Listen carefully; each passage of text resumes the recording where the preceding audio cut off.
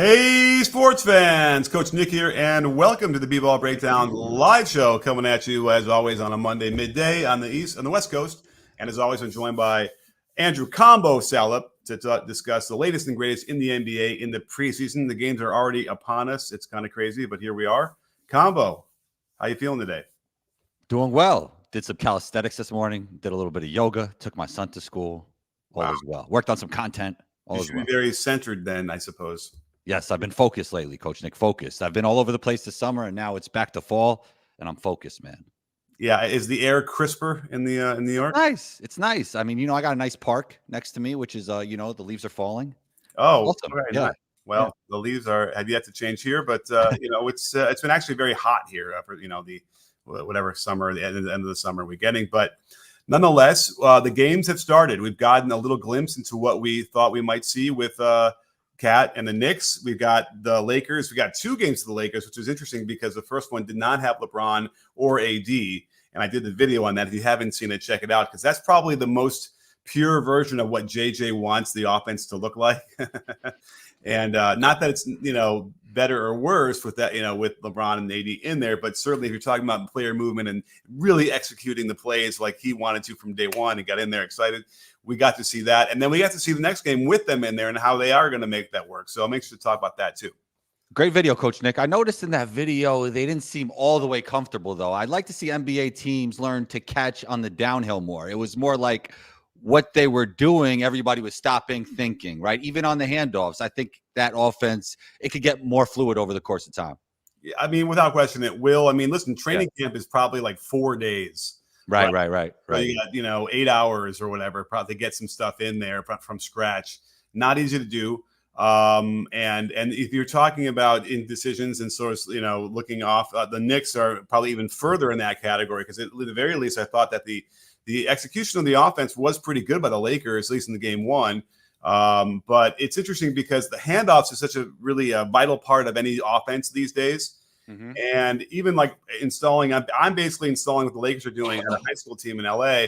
And, there's a lot of sort of indecision coming off those handoffs. It just takes, comfortability and reps to kind of get used to being able to look to attack and not just handoff, catch, stop, rip through, triple threat. Because the whole point of the handoff is that you're moving full speed into a catch. You don't want to stop and slow down and let the defense respond and catch up. So I think that, it's definitely a stark difference on the Lakers side. But where should we start? Should we start Lakers or Knicks? Where do you want to start?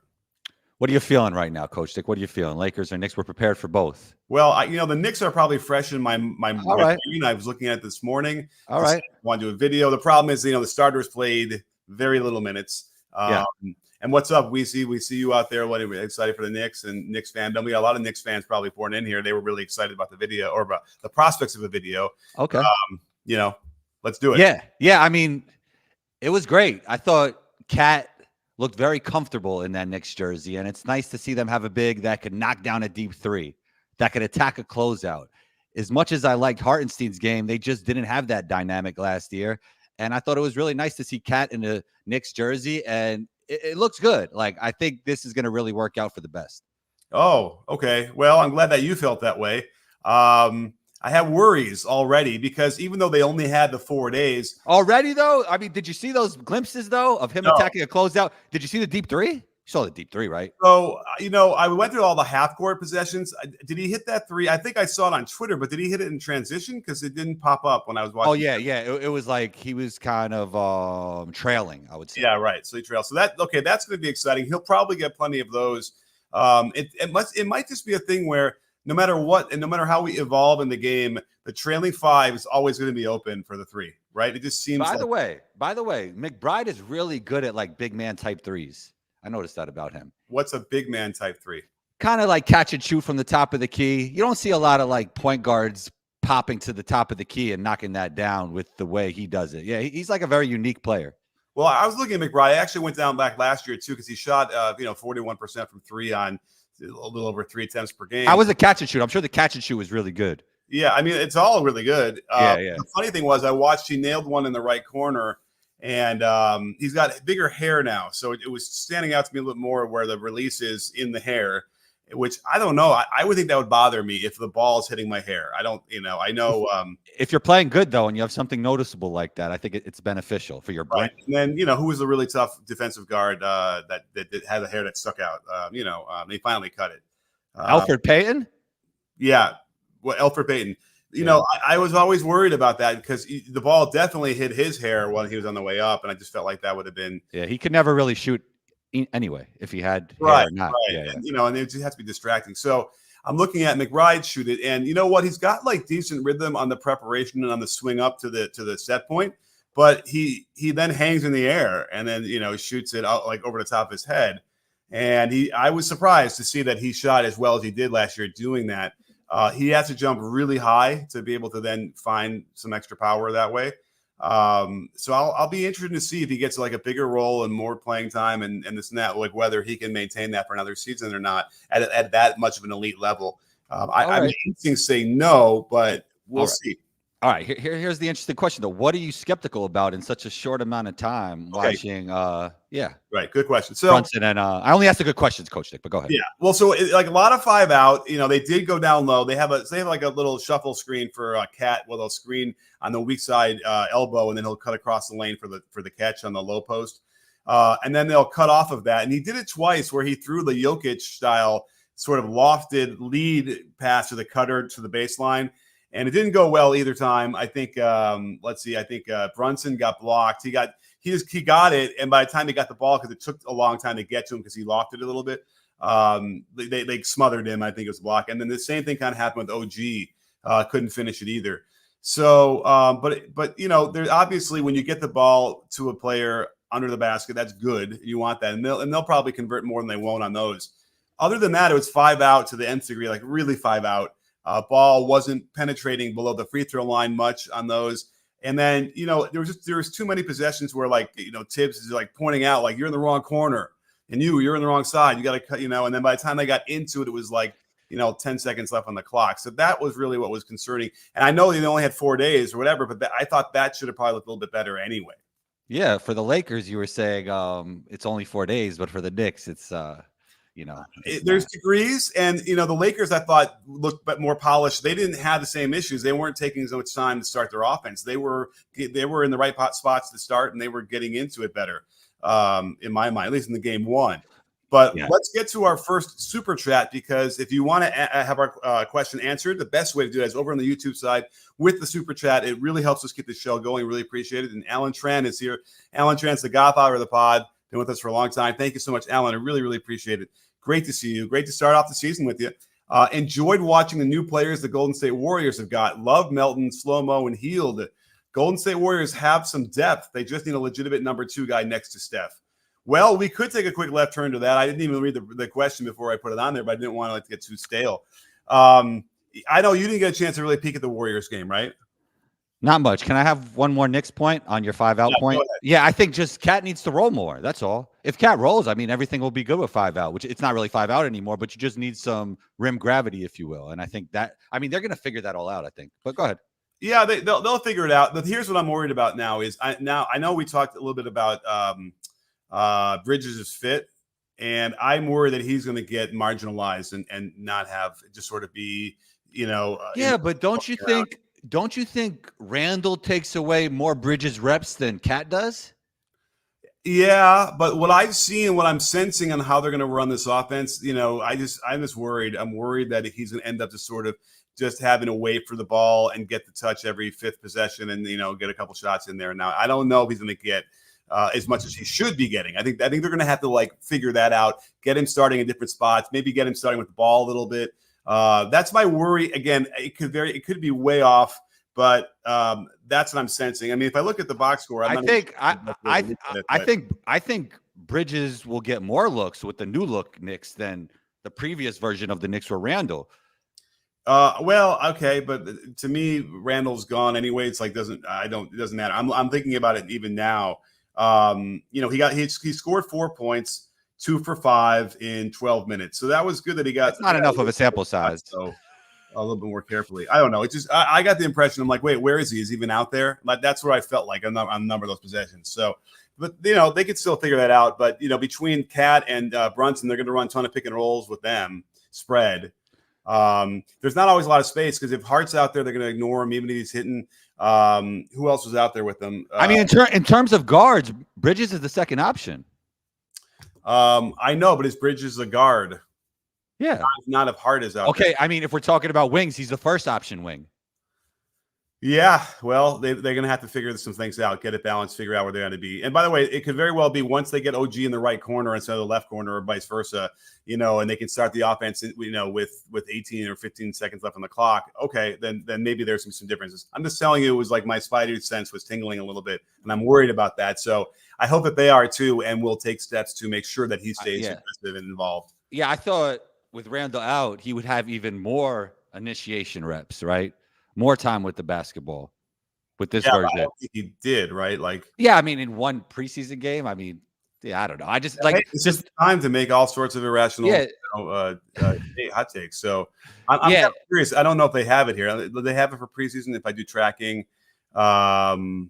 It's good. It's good. The comment section of YouTube likes when we debate, Coach Nick. So we shouldn't always agree. Well, they don't have the preseason because I wanted to see the time of possession for the starters and how. I'll tell you right now that it's Brunson and then Cat. Bridges was at least third or fourth in terms of time.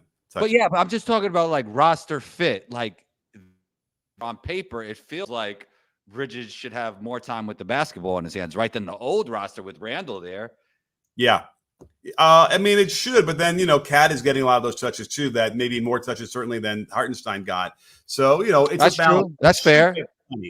But, Cat is going to get his, and Cat's going to be on the perimeter. He's popping out a lot. And they don't have DiVincenzo. Yeah. What? They don't have DiVincenzo anymore. And then they don't have DiVincenzo. Isn't even a guy who needs the basketball. Yeah. And so the other worry would probably be that maybe Deuce McBride's going to start so that he can spread the floor better than Hart. That might have to be the thing they need because that's what DiVincenzo did. Spread the floor so massively that you can then all of a sudden, Brunson can get into the lane, have more room to work with. There were moments where they did like a high pick and roll with Cat and Brunson. And they, the other three guys were just sort of in a good spot, a step out the lane line. There wasn't a lot of places for him to go. And the clock was running down then.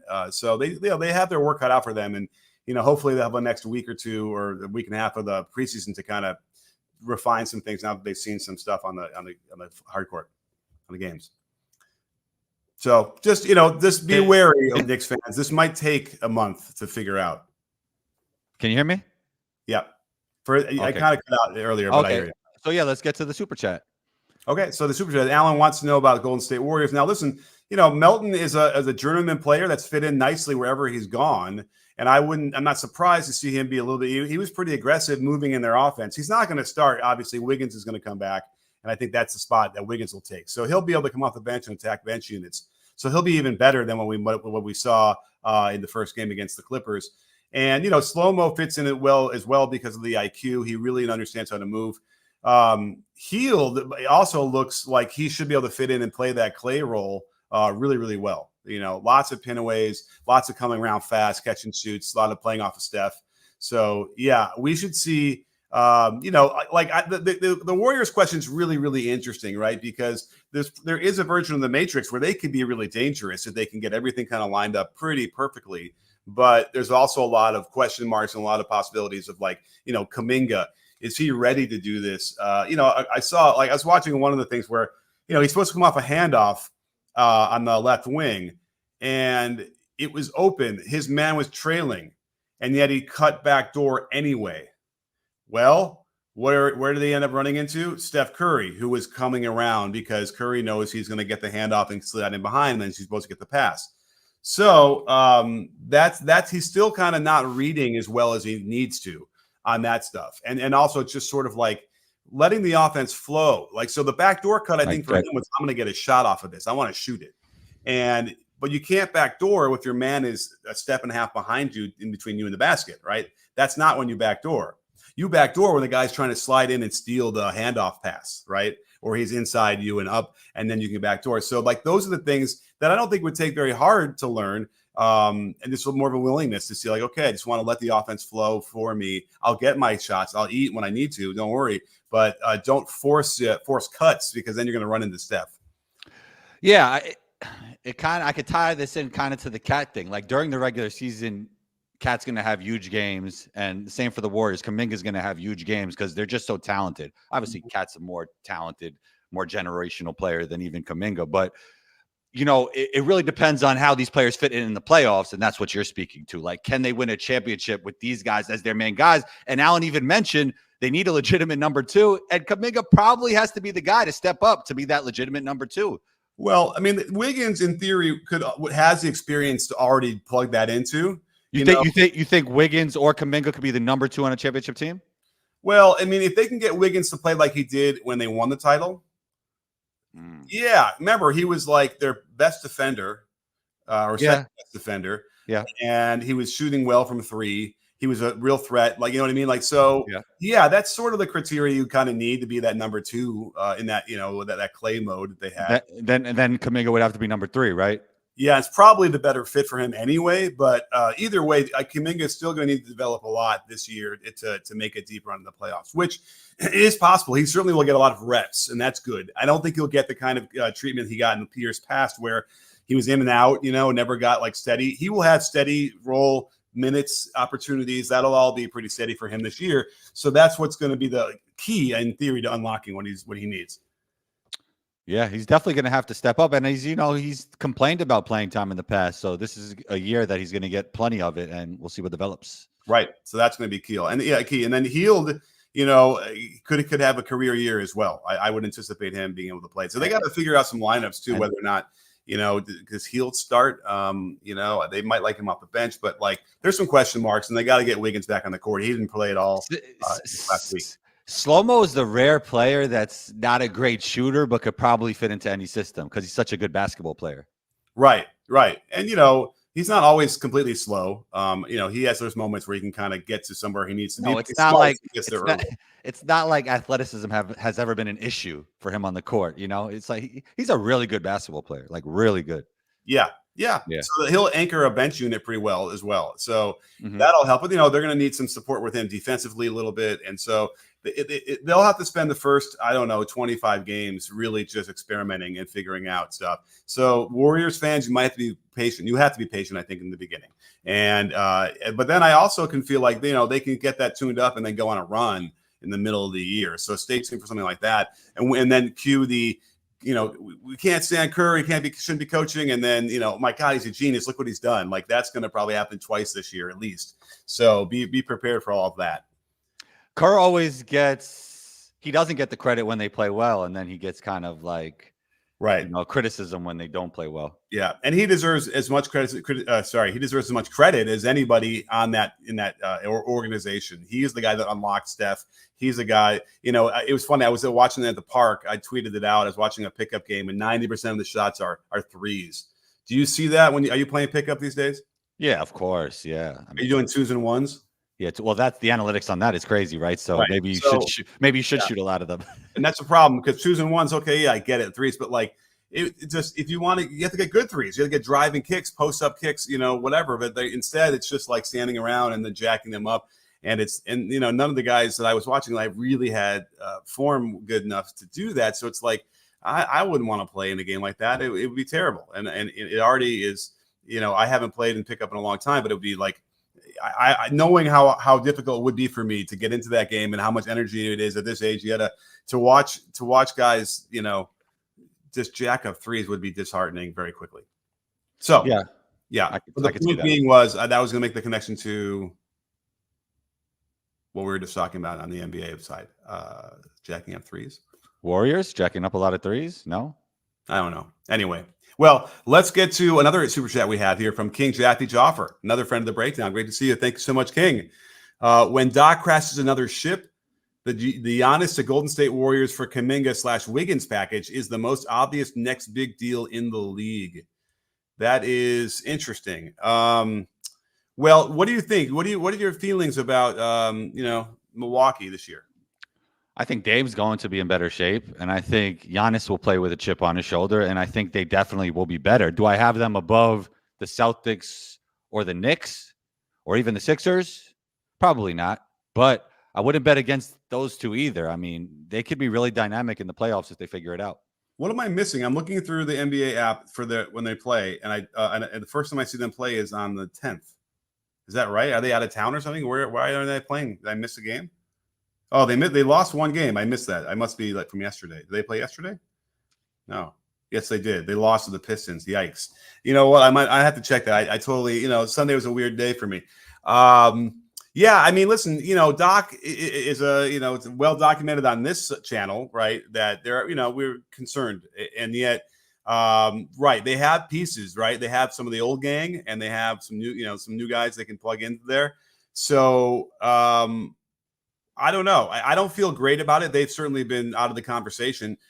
Little birdies in the background have been telling me that Giannis will be training differently, recently and then through the season. So differently in terms of what, his shooting? Yeah. So I anticipate you might see some better shooting, like mid-range stuff from him, which would be huge, because, you can kind of avoid some of those, give him all that room, the offense dies, and then he kind of like tries to pull up and then bricks those shots. So be on the lookout for some improvement on that area, and maybe even some of the things where when he's driving, not just like bowling through guys. So there might be a little on the margins improvement from Giannis, which is hard to imagine because his numbers are always so impressive. So that might help. That might help and open up some other things for them. So they have their work cut out for him, for sure. Gary Trent Jr. is a really good player under a really considerable contract. Taurean Prince is a solid role player.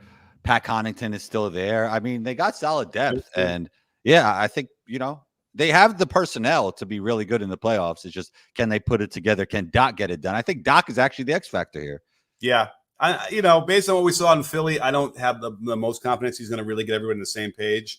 It's a similar dynamic to when they had Embiid and, with him and Embiid and everyone else who was there, Harden, right? Yeah.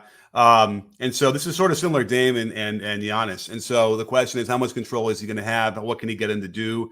And that'll be the challenge. And if he can do that, then you'll see it. But otherwise, right now, yeah, we have to sort of figure that the Bucks are going to be behind Celtics, Sixers, and Knicks. So, yeah. But the Knicks, again, are also in a similar boat. But, Tibbs has a better track record, I think, than Doc does. Sort of lately they won together. They feel like two coaches that the game kind of passed them by, and Tibbs has proven that wrong.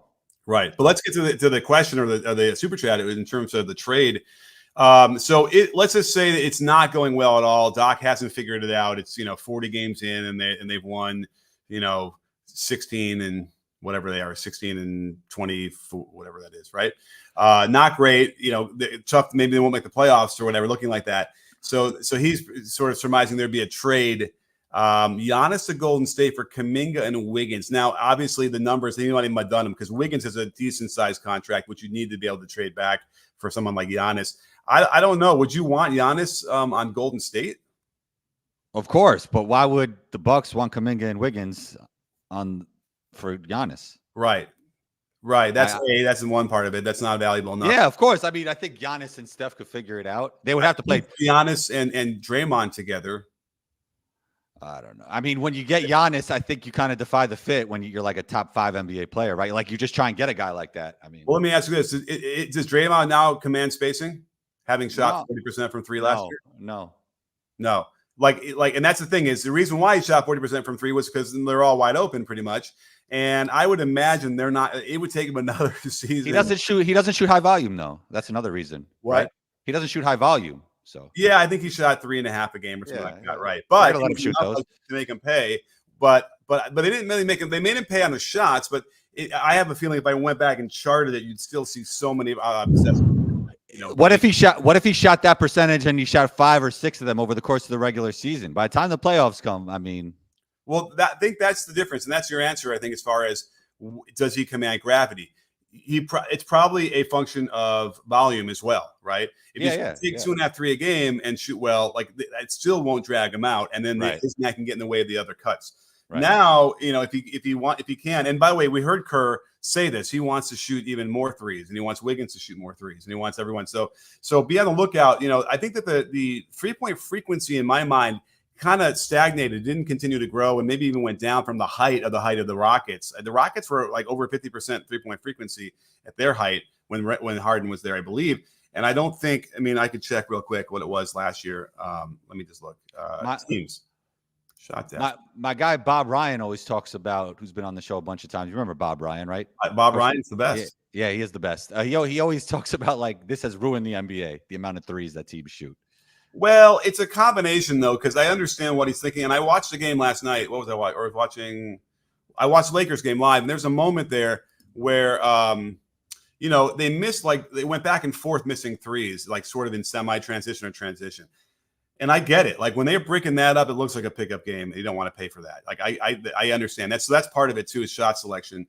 But my other worry then is like everyone's really starting to embrace the same actions. So we're not getting a ton of variation now, in terms of how teams are playing. That most teams are now playing a lot more like probably what the Nuggets were doing, right? And sort of in concepts of the Warriors. So, that gotta be frustrating for you. Being b-ball breakdown when you're only breaking down a few plays because there is something to it. Now that there's a horns resurgence, all of a sudden JJ. Nice. I love horns. Like me, when I was playing point guard, that was my favorite thing to run. It's so simple. That's part of it. Okay, but it also takes away any potential for you to drive from the top when you bring it up. No, that's not true. You've got two bigs on the elbows. I disagree. How are you driving? Because you're spaced 4 across. Well, it's not really 4 across. It's 2 in the corners and then 2 in the high post, right? No, like sometimes it started elevated, right? Oh, well, that's okay. That's actually 1-4. Like I wouldn't call it horns, but okay. Yeah. But even 4 across along the free throw line extended is still like a wall in front of you. You got to make a pass. And you got to start the offense with a pass. Well, not necessarily. Like, let's say you're Dame Lillard and you have a ball. You have the ball. There's times where you'll be able to get all the way to the rim, shoot a 3 off the first. Like you could do a lot out of horns as an individual player. Yes, but not on the top, bringing it across half court. I don't know. I think I disagree. Like maybe the guy steps up and set a ball screen for you. Steph and Dame could kind of shoot over any defense. They could do a lot, right? I guess if I were to chart it, I will just tell you this: if I were to chart all the horn sets that we see, 88% of them will begin with a point guard jump stop, and then like bounce past the high post or like dribbling. Jump stop at the top. There's no attack there. There is a pass, or they have to get the offense going on horns. Oh wow, that sounds very old school, like a jump stop from the point guard at the top. Yeah, okay. That's what you end up seeing. I'm telling you.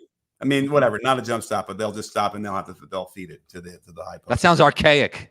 Jump stop. There's a lot of great stuff you get out of the high post entries, right? There's all the 100%. 100%. You get that back. You can get that quick back door. You get a lot. I'm telling you, like the point guard, generally the mindset also tends to be, okay, we're running horns. So let's get like something going. I'm not going to just try and burst through and like get a layup. But again, the defense is in pretty good position when you're talking about horns. And I think we all know that. I mean, listen, let's do this if you want. Let me see if I can do this.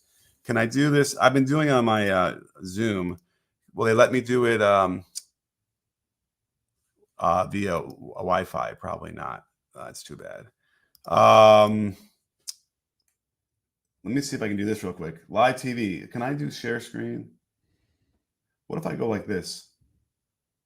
Oh boy, what happened? Can you see anything? No, Coach Nick, just you. All right. Oh well. I don't even. I lost you. I'm going to stop doing that. Anyway, we all know what horns is. We've all watched the videos. So anyway, let's get back to what we're talking about here. So I think we covered this question, didn't we? Yeah, we covered it.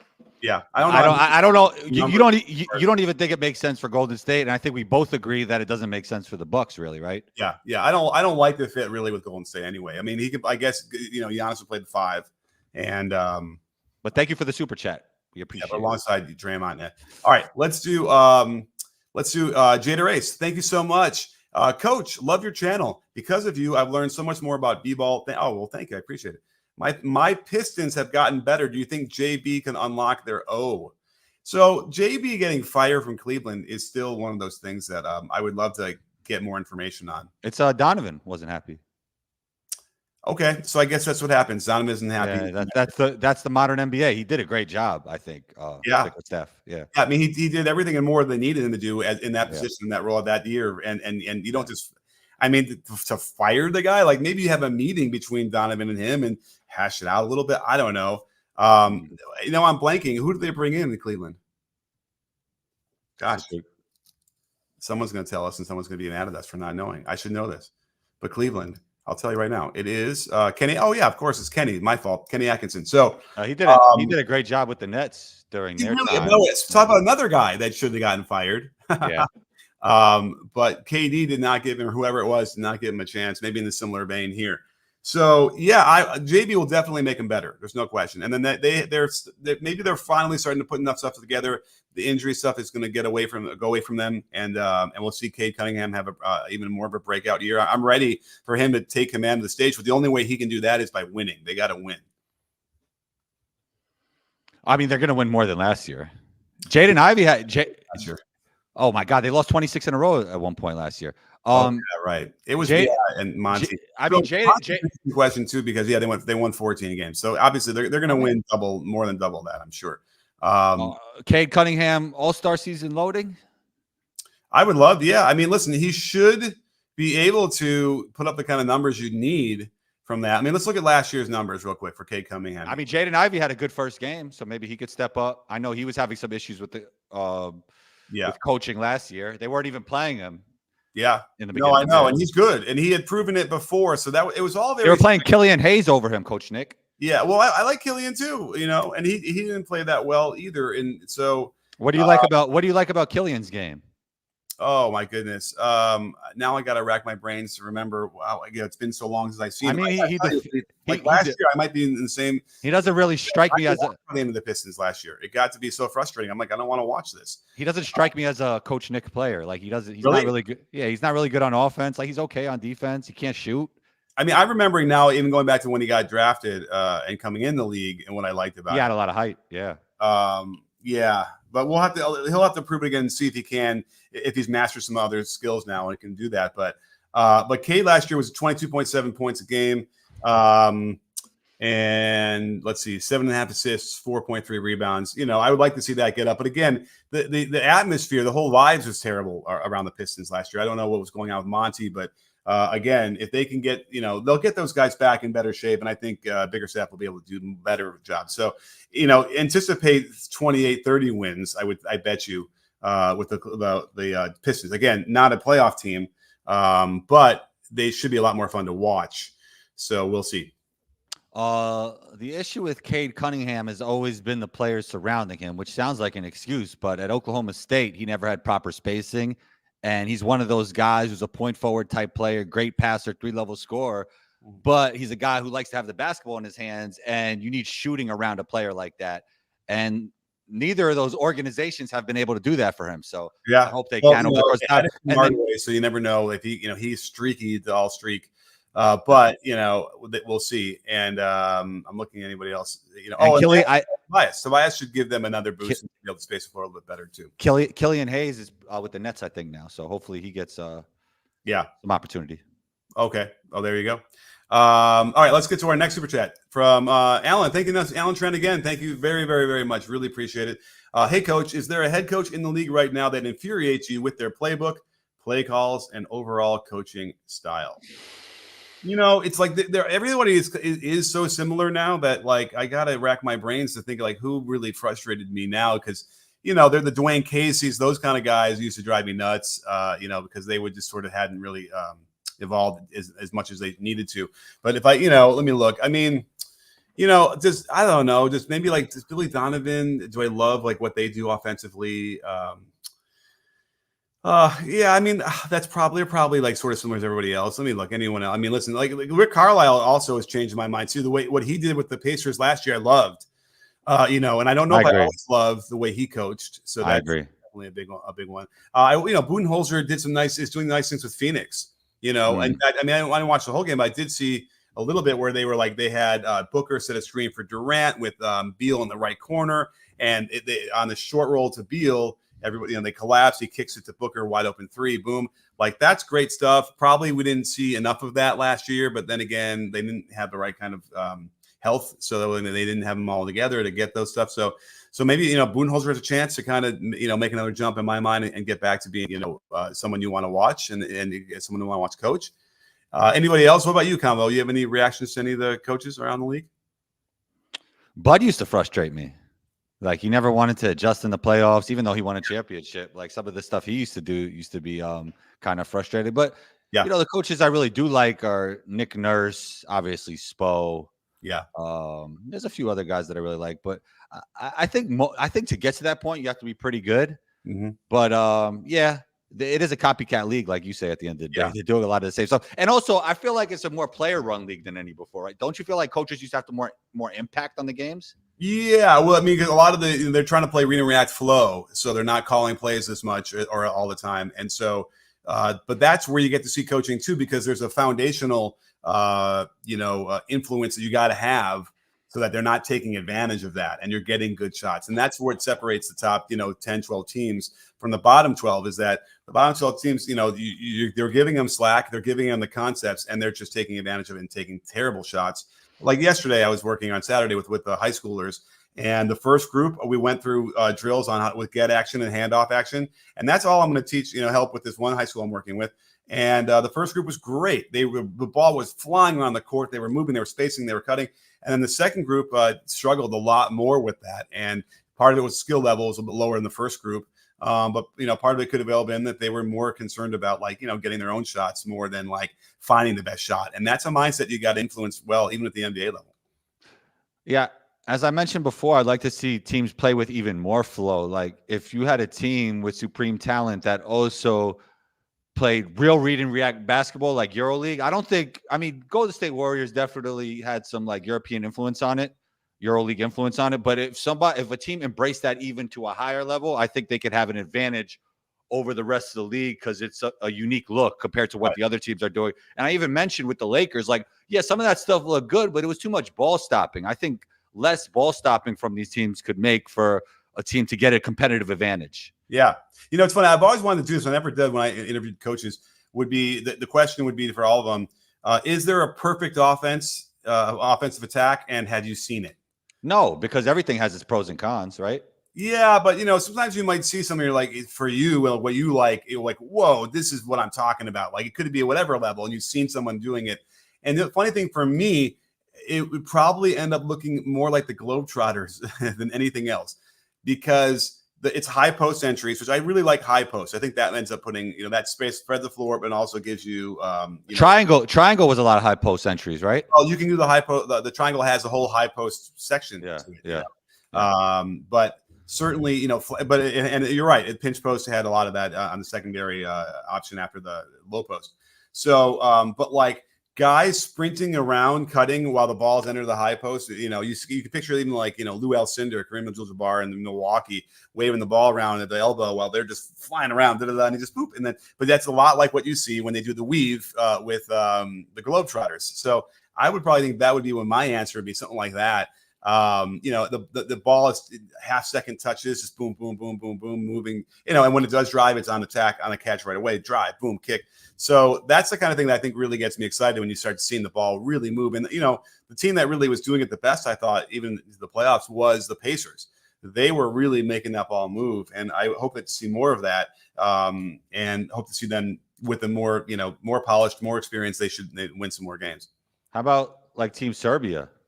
Just play like Team Serbia, but just with more talent. They're pretty talented, though. Obviously, they're the best player in the world, but besides him, and they gave the Team USA a game. Yeah, they were one missed three away from ending that thing. Yeah, then that was wide open too. Who was it? Micic? No, I can't remember who took it, but I could picture it. Right? I feel like it's maybe on the right wing. It was open. Yeah, I don't think it was Micic. Shouts to Micic, who's playing with the Hornets, actually. Oh, is that where he is now? Yeah. Okay. All right. Yeah. All right. Good. All right. Well, anyway, that's my take on the coaching styles these days. We have another super chat here from Bron, best friend of the breakdown. Bron, thank you so much for being part of the show for all these years. Great to see you. Thank you, Bron, for the question and the super chat. Has there ever been a time when inverted pick and rolls have been used more? This has been a big part of OKC's game, but I noticed it a lot with JJ's Lakers. So I'm assuming you mean a guard setting a ball screen for a big, like we did see, LeBron was getting ball screens, or well, actually, he was setting some ball screens and rolling, which is kind of exciting. It's not usually what he does, but I did see. Actually, the thing that I noticed with the Lakers was it wasn't just high pick and roll for a small setting a screen for him.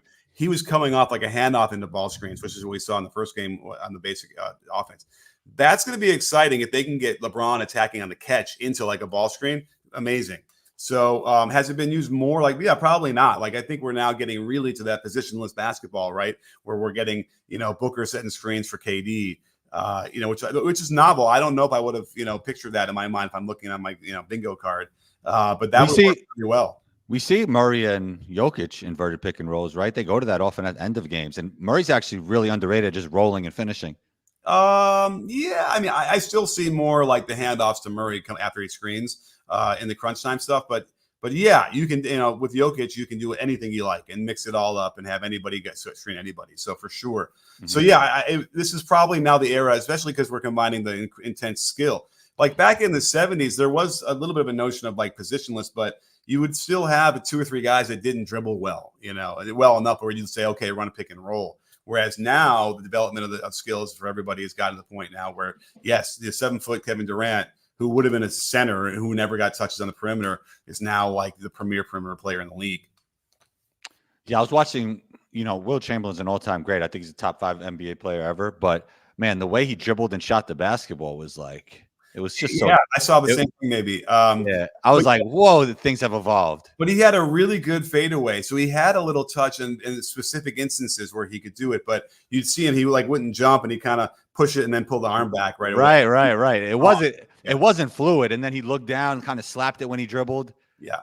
Yeah. I mean, by the way, I just saw some Bill Russell clips of him on offense too. It was like he was kind of a jumble of elbows and wrists and, he didn't have any touch at all. He was just that good on defense. And who was ahead of their time? What? Who was ahead of their time, who obviously came a little bit after Wilt? George Gervin. Oh, I was going to say, well, George Gervin is I have George Gervin. I thought I have him on my wall. I don't, but I have George McGinnis, but he's probably too blurry. Yeah. George McGinnis was the first stretched big man. He would shoot 20-footers.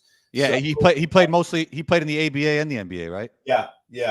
And he was really, really good. But I swear I had one with Gervin somewhere. But anyway, I'm going to redo all this. But he was ahead of his time, right? Gervin was ahead of his time. I mean, yeah.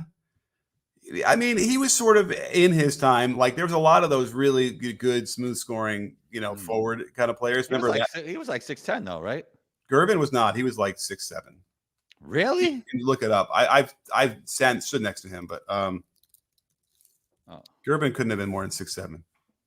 He was 6'7". There you go. Oh wow, I thought he was taller. Okay. Yeah. So remember at that time the small forward position was like the premier. I mean that Larry Bird, Dominique, Adrian Dantley, Gervin, Dominique. Like every night there was just like you would have to go up against an elite scorer who could put 35 on you. So, like with Scottie Pippen, for instance, became a great defender because that's who we had to guard as a rookie every night. Grant Hill came in a little bit later, right? Yeah, it's really too bad about Grant Hill. Yeah, he would have been in the top. Who would have had the better career, Penny or Grant Hill? Both healthy. I mean, if they're both stayed as healthy and continued, they both would have been in the top 15 all time. Wow, top 20 all time, something like that. Grant Hill could have been top 10. I really think he was the next MJ style. He was. His first step was crazy. That crossover. I seen him destroy Pippen. You go on my channel. You'll see I did a video on why he made the Hall of Fame, and it was he was sickening. It was what things he could do, and the way he played was great. He played within himself, but also had incredible explosiveness. So it's too bad he got hurt. He couldn't get himself healthy again. So there you go, Bron. Thank you for that question. What else we can talk about? The Liberty have made the finals. Yes, you know what? I totally meant. I don't know what happened. I lost time this weekend, and I wanted to watch some of the games. So now we're at the finals for the WNBA. Who are the Liberty playing? The Lynx, or did the Lynx win last night? The people are gonna. Let's see here. And by the way, Liberty was a huge win to defeat the Aces, who are multiple title winners recently. But yeah, they were just playing better than them over the course of that whole series. They just look like the better team. Yeah. And they hammered them pretty hard. So I mean, listen, Liberty are a championship team as well. They have some of the best players in the league right now. Stewie played really good. Yeah, and they have UNESCO. And they have a lot of great players. So if I do this WNBA playoff. Oh, series is tied 2-2. So Lynx and Sun. Oh, so we got game 5 tomorrow. Yeah. Ooh, 8 okay. p.m. I'll watch that for sure. Yeah. And we'll get a matchup for the finals. Thank you for the answer there, Johnny. Let's see here. Well, okay, so we talked about Knicks, we talked about Lakers, we talked about the Warriors, we talked a little bit about the Eastern Conference / Bucks. So yeah, we got to kind of get a handle on the Wolves trade and whether the Wolves are going to be better with Randall. Well, Dillingham just had a nice first game. Yeah. So we'll see how he develops. Oh, Here's another question. Like, how much do you lose if Naz Reid starts at the 5? You know? How much do you lose? No, I've always but then okay, so Rudy goes to the bench? I posted that actually today, and people didn't like that. But sure, he could go to the bench, or Ant-Man could play the 1. That's your options. I think you're right. I think, you know what, I mean, we were talking about Rudy and his role and what could be on a championship team. I think off the bench would be the role that he could have. Yeah, I like that. But then the other option is Ant playing point guard like Jordan did in like the late 80s. Exactly. Yeah. We're going to put so what do you go with? I don't know. It's interesting. Yeah. So that's the question is we got to see how that works. So I don't think Randall played, right, when we had the last game. He was but it could be Ant, McDaniels, Randall, Naz, and Rudy, right? Or you could bring Rudy off the bench and bring, you know what I mean? And then you could bring in Conley and he could start at the 1 and like shift everybody up. So you're talking about Randall at the center. Yeah. No. Naz Reid at the center. Naz Reid at the center. Okay. Yeah, right. So Naz and Randall, and then you anchor that with did you say Conley? Well, I'm saying if you want to bring Rudy to the bench, you could have Conley as your point guard. If you want to keep Rudy, Ant has to be your point guard. That's what I think. Yeah, I don't like that. I don't think that's going to work. So which one do you like better? I don't think you're going to ultimately unlock. And I think Ant playing point guard wouldn't work as well for him, and maybe not for the team. So you like Rudy off the bench, which won't happen either, by the way. But I'm not even sure I love even Conley at this point starting. So, but who else do they have is in the. So you're saying the best thing for them would have Rudy off the bench. Yeah, and that it's not going to happen though. I think, but I agree with you though. Yeah, I mean, I would think I mean, who knows? Maybe they'll stumble upon it. That's true. That's true. Yeah, then I could bring up my clip. Yeah. So they're short on point guards. Can Rob Dillingham play point guard? Yeah, but that just brings your starting problems even more. Like that adds another guy into the mix. Yeah, right? You look good. And let me bring this up about the Bronny thing because Bronny played and we saw him play in a couple of games. It was cool to see, right? LeBron and Bronny together. Yeah. But I think what is completely clear is that he's not ready. He's not ready. That shouldn't is true. be there. He shouldn't be there. I don't know if that's true. There is. I mean, and we've got 2 games now, and the kind of plays that he's making, in terms of turnovers and shots. Here's a kind of weird way to look at it, but I was thinking about it today. If your dad happens to be rich, then right, you're probably going to have some money when you get it. Is that unfair? Sure. But this is the same thing kind of with like LeBron's legacy has went down to his son. Like the father built that up and the son gets the benefit. And this is more of a legacy buildup, even though LeBron obviously has money as well. And the son benefits from him. This is not anything like different, right? Like this is what happens. Yeah. But who are we trying to benefit, LeBron or Bronny? Because Bronny, you're saying this could hurt Bronny. Bronny should be in college right now. He should be developing his skills there. And this is the kind of thing I'm just saying. Do you see my point though at all? Well, kind of, but no. I only see it here. I mean, I'll have to formulate the idea a little better, over a little bit more time. But in an effort to get to that, what you're describing, this sort of nice thing where they're playing together, like you want to be great to derail the guy's career. I don't think. Nah, I don't think he's. I don't think like. Honestly, I don't. First of all, he could go to the G League next year, and it's not like it would derail his. Like, you know what I mean? I don't think if he plays in the G League or he plays in the NBA this year, which he's not going to play, I don't think that makes so much the difference in the grand scheme of things. What matters is if he has a work ethic and wants to get better over the course of time. That matters more than anything else. Okay, but right? you run the risk. Although in theory, because they'll probably just put him in the G League anyway. Where I would like to see him there, and I hope he can do well there. That's the next question. And by the way, I'm also putting a little bit too much credit to colleges that don't always do a very good job of developing individual talent either. So, but I think he probably would have benefited just psychically from being out of the spotlight for a year where he can develop not like this. Because what's going on, you can see, is that they're going to go right after him. It's going to be merciless. And that's the kind of thing that can break your confidence kind of quickly because they don't care whether even if he is a decent defender, like they're going to guys who are trying to embarrass him. And, I'm sure there's a bit of a mentality like he shouldn't be getting a guaranteed contract. He shouldn't have done whatever they gave him. He's not ready for that. And, it looks like that is true. And again, it doesn't matter because we've seen other instances where this on other teams like this, but, very small sample size, but a little bit. But I worry about Bronny and I worry about like what the intentions are, what was the purpose of this, overall, and is it worth the risk of potentially derailing, his? I don't think it potentially derails his career. Okay. Like I think if he was supposed to be good enough, he'll be good enough and he'll have a long NBA career. And if he wasn't supposed to be good enough, he wasn't supposed to be good enough. And I don't think that changes if he plays maybe the first half of the season in the NBA, right? Or he just starts in the G League.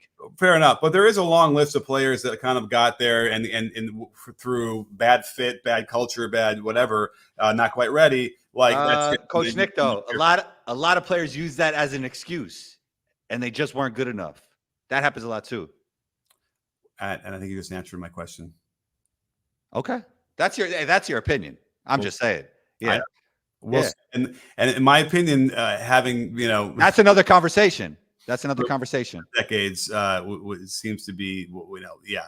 And Coach Nick, if that's your opinion, it doesn't matter if he starts this season in the NBA or he starts this season in the G League. That's going to be your opinion. Right. And it's a concern. It's just a legitimate concern that like he didn't need to be where he is right now. And I think there might be more optimal paths he could have taken. Maybe that's my point.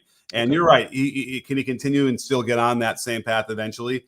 Yeah. And if there is anybody that's going to be able to do that, it'll be someone like LeBron's kid who will get the benefit of the doubt and multiple chances. So that's important too. We'll really know how much Bronny wants it over the course of time. Like, I think like if he really wants to be a long-time NBA player, he'll figure out a way.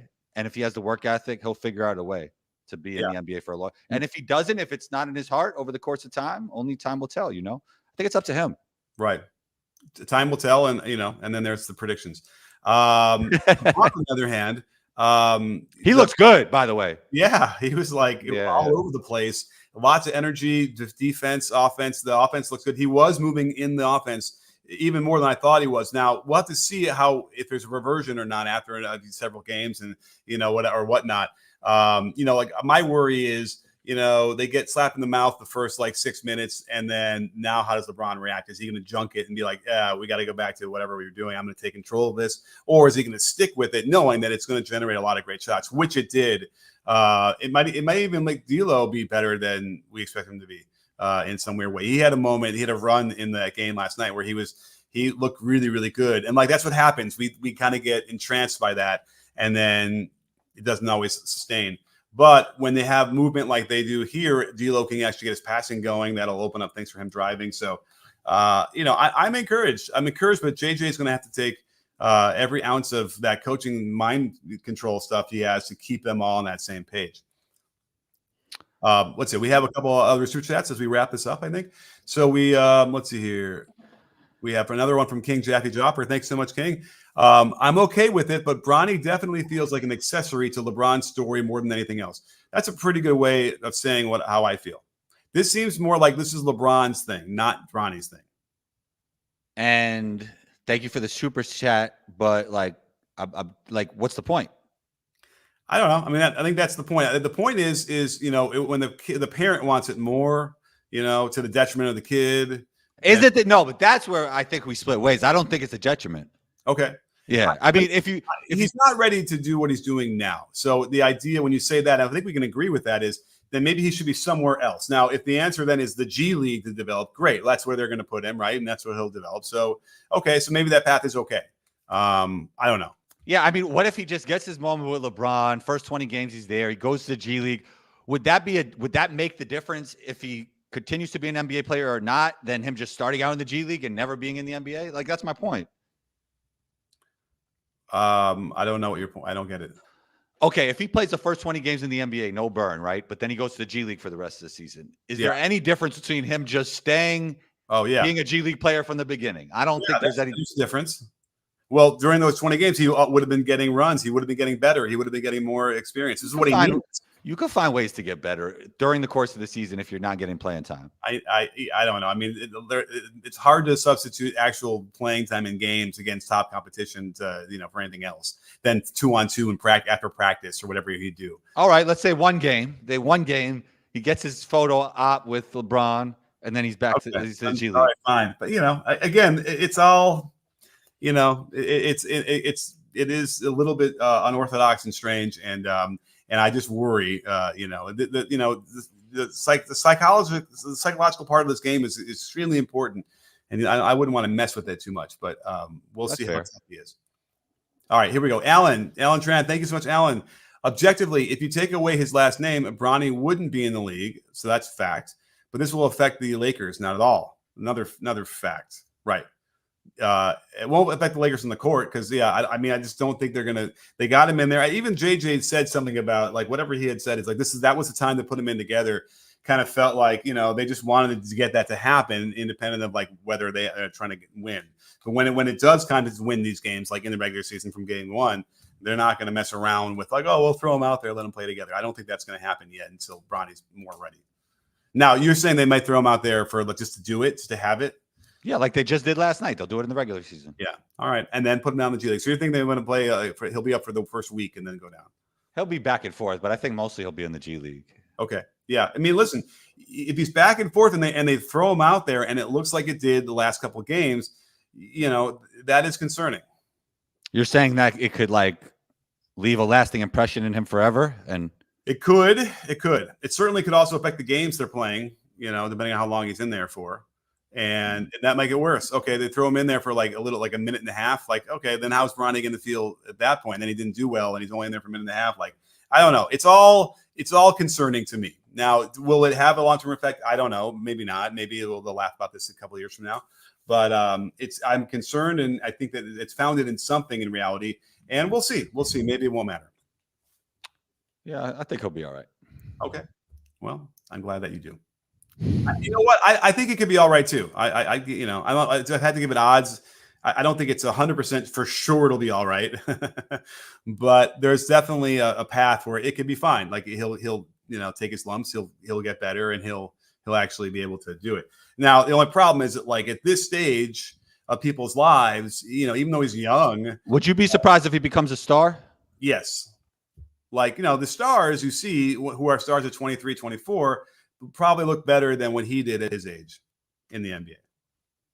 I mean, everybody's trajectory is different.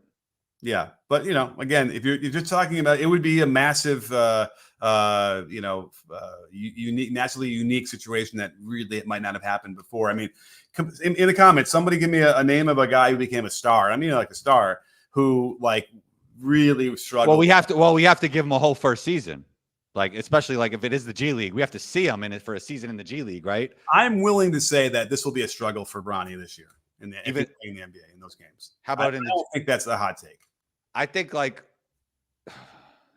think if he gets some G League reps, we'll see how he looks. So when he gets thrown out there, I got to remember now. Kawhi got traded right away from Indiana to the Spurs.